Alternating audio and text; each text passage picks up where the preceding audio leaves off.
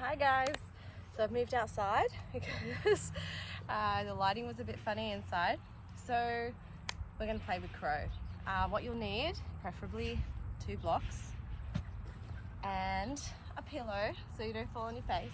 I also have a bolster, not necessary. If you have any type of pillow, it's going to work okay. So I'd recommend, if you haven't already, do the warm-up. So I'll be sending out a warm-up which is about 13 minutes long. Once you know those moves, you can kind of go a little bit faster through those if you like.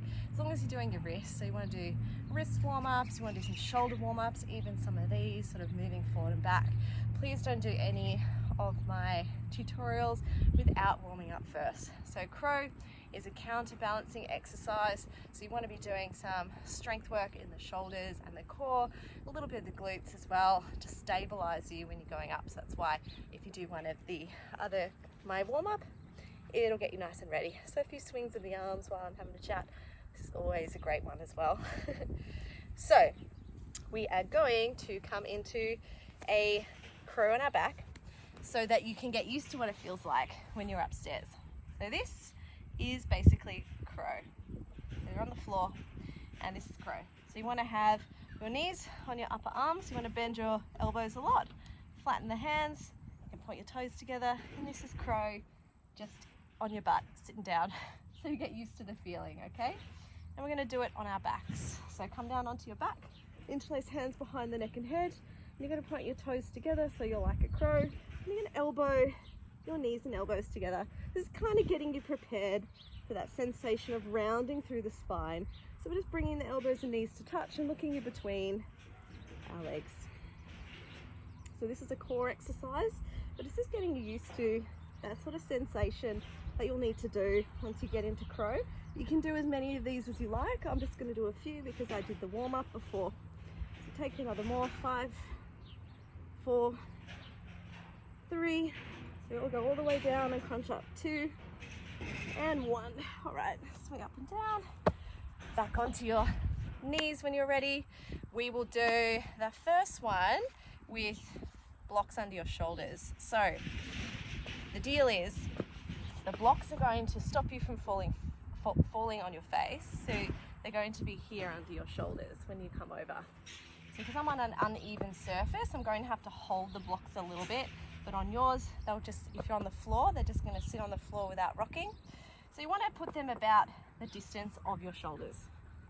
And from here, you can place your hands on the floor and come into preparing. So you want to see if you can get your knees up into your upper arms. If you can't do this, you probably need to work on some flexibility first before you start coming into your crow. So you shimmy your way over towards the blocks like a little crab, and you're going to see if you can put one shoulder on each block.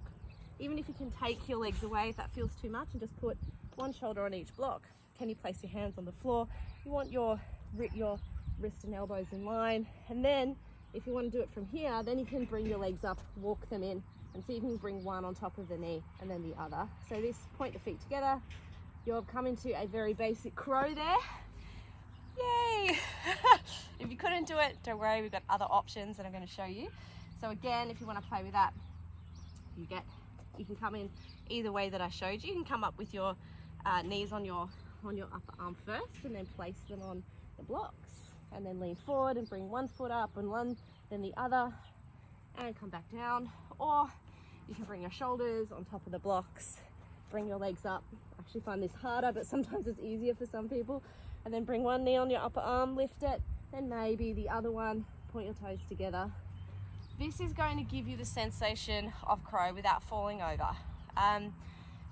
Crow is a funny one. You need to lever, so it's a counterbalance, so you need to kind of be looking forward and going forward. Using the blocks, you're kind of going down a little bit more, so I'll show you without the blocks as well, but they are a really nice place to start if you're very nervous. You can also put a pillow in front of your face as well.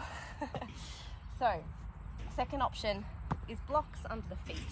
So you can place them on the ground behind you and step over the blocks. You're going to bring one foot onto the block and then the other. Bring your knees out wide. You want your hands to be really spread wide. So spread the hands wide on the floor. You want them about shoulder width apart. bring your knees into your upper arms, or in just some people the knees on the outside of the arm, just depends on your anatomy. You can get your knees onto the back of your arm, will be a little bit easier. If you get your knees to the outside, you're going to have to squeeze in a lot to get lift so that you have pressure to stay in crow, because if you just put them on the outside and don't squeeze in, you're just going to slide off. All right, so come up onto your tippy toes, put your knees in position. You need to bend your elbows a lot for the beginner's crow. Come onto your tippy toes, look forward, lean forward, maybe one foot, maybe the other. Now, if this is freaking you out, get a pillow. So we have our pillow or a bolster. Bolster is a bit higher up if you're feeling very nervous. Place it there. Let's do it again. So you're on, the reason why this helps is because it gives you some extra lift in the hips. So it's less lifting that you have to do yourself. So nice wide hands, about shoulder width apart, like you're going into a plank pose. You're going to lift your booty, bring your knees into your upper back, come forward, look forward, maybe one foot lifts. If so, maybe the other lifts. And if you fall, you're just gonna fall into your pillow. So you're good. So that's your crow option 2. You can have a pause and do that a few times and see how you go with that one. We're going to do full crow without the blocks. So pop your blocks to the side. For this one, I'd recommend a pillow or a bolster.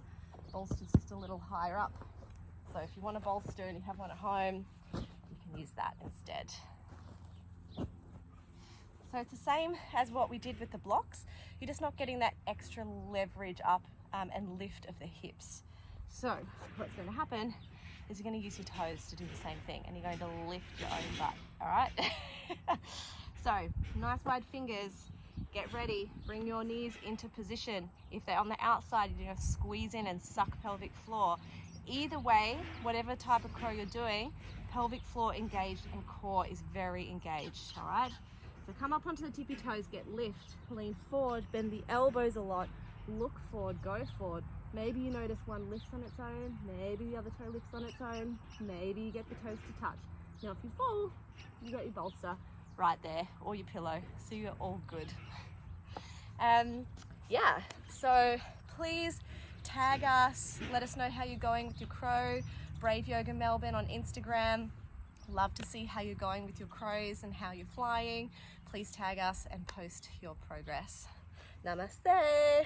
Have a good day.